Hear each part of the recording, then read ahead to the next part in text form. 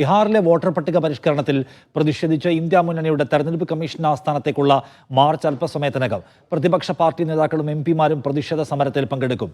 തെരഞ്ഞെടുപ്പ് commission ആസ്ഥാനത്തും March കടന്നുപോകുന്ന പാർലമെന്റിന് മുന്നിലെ റോഡിലും സുരക്ഷ ശക്തമാക്കിയിട്ടുണ്ട്. സജു തോമസ് വിവരങ്ങളുമായി. സജു, എപ്പോഴാണ് മാർച്ച് തുടങ്ങുക?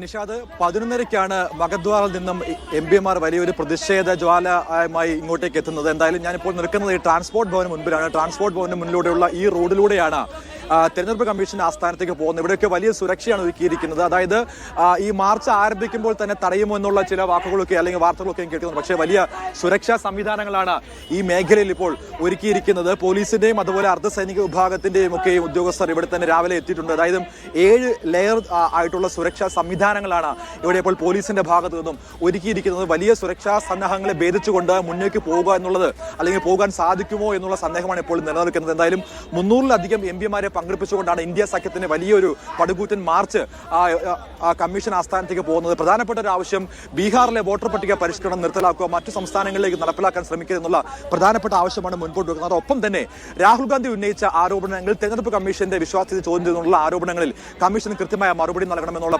പ്രധാനപ്പെട്ട ഒരു ആവശ്യമാണ് മുൻപോട്ട് വെച്ചത്. പക്ഷേ ഇതിലോട് പ്രതികരിക്കാൻ കമ്മീഷൻ ഇതുവരെ തയ്യാറായിട്ടില്ല. രാഹുൽ ഗാന്ധിയുടെ ആരോപണങ്ങൾ വസ്തുതാ വിരുദ്ധമാണ്, തെറ്റായ ആരോപണങ്ങളും തെളിവുകളുമാണ് രാഹുൽ ഗാന്ധി നൽകിയതെന്നുള്ള ആക്ഷേപമാണ് കമ്മീഷൻ ഉന്നയിക്കുന്നത്. നമ്മളിപ്പോൾ ഈ ദൃശ്യങ്ങൾ കാണുന്ന പോലെ പോലീസിലേക്കും ഉയർന്ന ഉദ്യോഗസ്ഥർ അല്പസമയം മുൻപാണ് ഇവിടെ എത്തിയിരിക്കുന്നത്. രാവിലെ തന്നെ വലിയ സുരക്ഷാ സന്നാഹങ്ങൾ ഇവിടെയൊക്കെയും നൽകിയിരുന്നു. മറ്റു വാഹനങ്ങളെയൊക്കെ അകത്തോട്ട് കടത്തി വരുന്നത് നമ്മൾ ഈ ദൃശ്യങ്ങൾ കാണുന്നത്.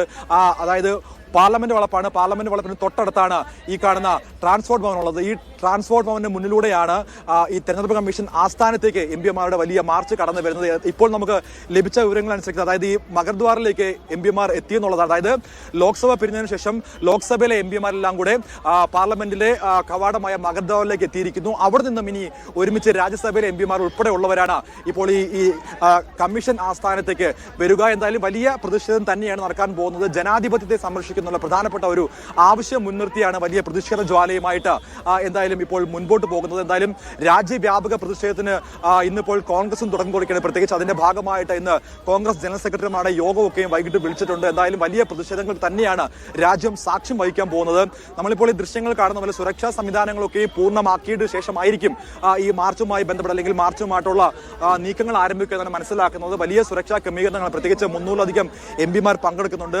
ലോക്സഭാ പ്രതിപക്ഷ നേതാവ് രാഹുൽ ഗാന്ധിയുടെ നേതൃത്വത്തിലാണ് ഇത്തരം വലിയൊരു പ്രതിഷേധം നടക്കുന്നത്. അതിന് മുന്നോടിയായിട്ടുള്ള സുരക്ഷാ സംവിധാനങ്ങളൊക്കെ പൂർത്തിയാക്കിയതിന് ശേഷം മാത്രമായിരിക്കും ഇതുവഴി നടന്നു പോവുക അല്ലെങ്കിൽ ഇതുവഴി ഈ മാർച്ച് നീങ്ങുക എന്നാണ് മനസ്സിലാക്കുന്നത്. ഇപ്പോൾ നമ്മൾ ഈ ദൃശ്യങ്ങൾ കാണുന്നത് അകലെ CRPF-ന്റെ ഒക്കെ ഉദ്യോഗസ്ഥർ വരുന്നതാണ്. അതായത് ഈ മാർച്ച് ആരംഭിക്കുന്നതിന് ഇനിയിപ്പോൾ മിനിറ്റുകൾ മാത്രമാണ് ബാക്കിയുള്ളത്. അതിന് മുന്നോടിയായിട്ട് എല്ലാ സുരക്ഷാ സന്നാഹങ്ങളെ ഭേദിച്ചുകൊണ്ട് ഈ മാർച്ച് കടന്നു പോകാൻ തെരഞ്ഞെടുപ്പ് കമ്മീഷൻ ആസ്ഥാനത്തേക്ക് പ്രതിപക്ഷ പാർട്ടികളുടെ പ്രതിഷേധ മാർച്ച് അല്പസമയത്തിനകം ആരംഭിക്കും. സജു തോമസ് ആണ് വിവരങ്ങൾ ഡൽഹിയിൽ നൽകിയത്.